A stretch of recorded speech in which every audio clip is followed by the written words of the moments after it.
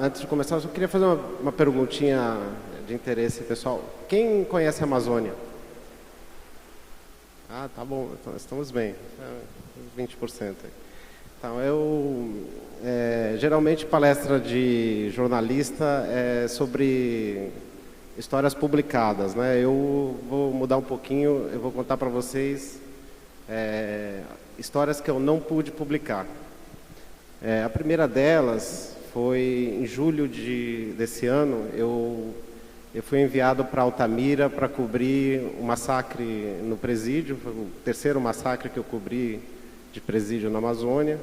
62 mortos, né? E vocês devem se lembrar da reação do Bolsonaro, quando perguntaram para ele sobre os mortos. Ele falou: pergunte para as vítimas dos mortos, né? Que é uma forma de dizer o que ele sempre falou: bandido bom, bandido morto. E a Fernanda Mena, uma colega minha, me escreveu e falou: isso não é retórica, é uma boa pauta. Vamos atrás das vítimas dos presos mortos, né? Não foi difícil. Altamira é uma cidade pequena. A gente achou uma mãe cujo filho havia sido assassinado dentro da casa, e o assassino do filho foi morto nessa rebelião. Na verdade, ele morreu, se vocês lembram um pouco os detalhes, primeiro foram 58 mortos, depois um caminhão estava transferindo vários presos, 4 foram mortos dentro desse caminhão. O provável assassino do filho dela é um desses 4 mortos. E ela faz parte do movimento social de Altamira, e ela, inclusive, estava na frente do ML, prestando ajuda, distribuindo água, dando conforto para as famílias. E foi nesse momento que ela descobriu que o provável assassino dela tinha morrido. Na entrevista, ela me disse que ela ficou muito triste porque ela conhecia a família. Ela é amiga do irmão do assassino do filho dela. E, enfim, fez uma descrição dos movimentos, da reação dela, que é totalmente o contrário do que o Bolsonaro quis passar com essa imagem. Entrevistei o irmão desse rapaz morto, que era o assassino. Ele sabia que o irmão dele tinha participado, e também deu um depoimento muito franco. Falou que, inclusive, um primo irmão morreu lá dentro, e provavelmente o irmão participou da morte desse primo. Enfim, é uma história que quebra um pouco essa narrativa.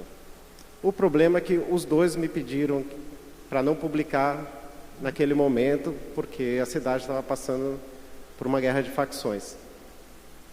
Eu, obviamente, respeitei a decisão, e até agora a mãe já autorizou, mas o rapaz não. Eu não pude publicar essa história. Outra história recente foi que eu tinha uma dica há 2 anos de um dono de garimpo, que dono de garimpo é diferente de garimpeiro, né? Um dono de garimpo explorava há mais de uma década um garimpo ilegal dentro de uma unidade de conservação, sem ninguém fazer nada.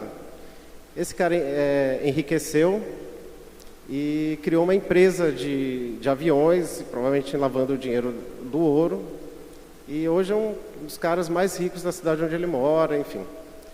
E eu tinha essa dica há 2 anos, foi acumulando, até achar um procurador que também estava atrás dele.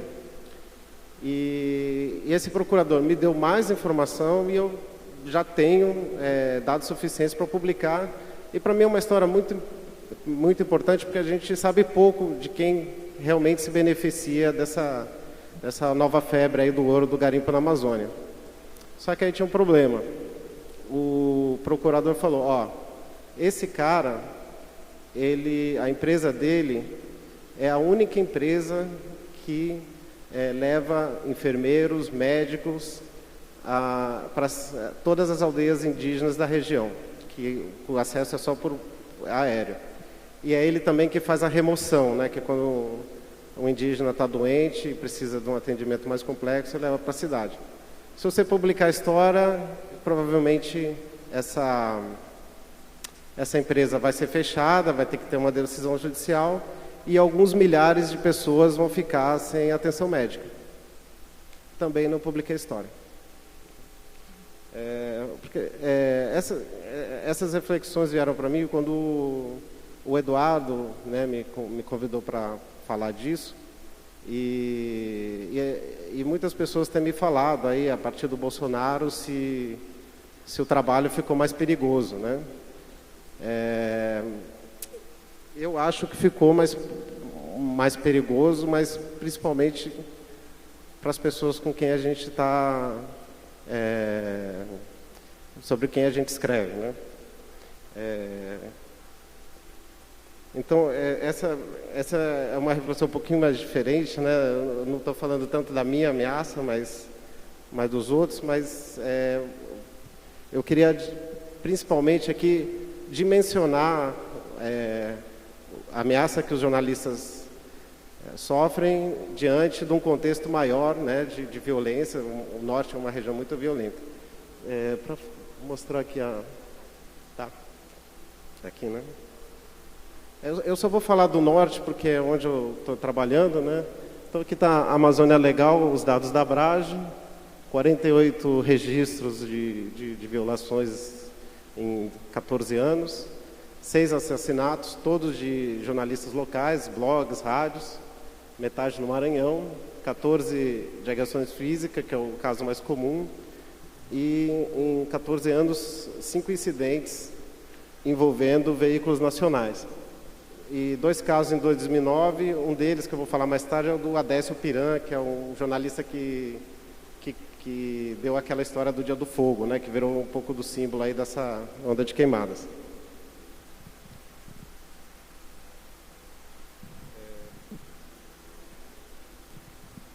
No meu caso, em 3 anos, eu passei por algumas coisas. Eu fui ameaçado de agressão, eu fui alvo de um inquérito da Polícia Federal, que queria investigar por que eu estava dentro de uma terra indígena fazendo matéria. E eu ganhei essa moção de repúdio da Câmara Municipal de Novo Progresso. que até tem gente que tem eu tenho essa essa homenagem da Câmara Municipal de Novo Progresso, que é a cidade do Dia do Fogo, né? Eu sou repórter há 18 anos. Eu não vou minimizar, né? Não estou falando que são problemas, né? Eu também sou processado pela secretária de Meio Ambiente do Mato Grosso. Já tive que ir em audiência, tudo, mas a gente tem que também dimensionar. O meu pior momento, o que eu me senti mais ameaçado como repórter, não é na Amazônia. Eu comecei a carreira em Mato Grosso do Sul em 2001, e lá tinha um governo do PT, do Zeca do PT, era antes do Lula. Eu fui ameaçado de morte 2 vezes por matérias envolvendo o governo. Na segunda eu tive que ir embora. A segunda era sobre desvio de verba da Petrobras, envolvendo um senador chamado Delcídio, que me processou por falar que ele desviava dinheiro da Petrobras, em fevereiro de 2003. E eu tive que ir embora para São Paulo. Não passei por um momento pior do que esse, né? E na primeira ameaça, eu era muito novo, eu liguei para o meu colega, que é a minha grande referência no jornalismo, que é o Rubens Valente, e ele falou uma coisa que eu levo até hoje, né? Que ele falou: Fabiano, ser ameaçado é uma boa notícia, você está no caminho certo. Você é ameaçado se você está no caminho certo. Então, assim, não é o meu pior momento como jornalista, com questão de segurança, né? E voltando para Novo Progresso, né? Eu reproduzo aqui uma matéria da Pública. Essa aqui é uma líder de um assentamento. Ela mora lá, teve que tirar os filhos da região, e desde 2011 5 pessoas foram mortas lá. O Adécio, que escreveu essa matéria do Dia do Fogo, que depois todo mundo recuperou, ele foi ameaçado e também teve que sair da cidade e já voltou. Né? Quer dizer, perto de quem mora em Novo Progresso, perto dessas pessoas, assim, uma moção de repúdio não é nada. Né?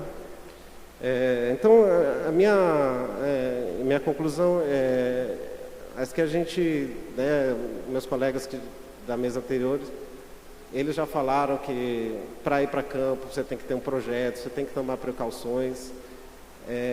Mas o que eu estou sentindo no campo hoje é que cada vez mais você tem que se preocupar com as pessoas sobre quem você reporta. Você tem que saber se...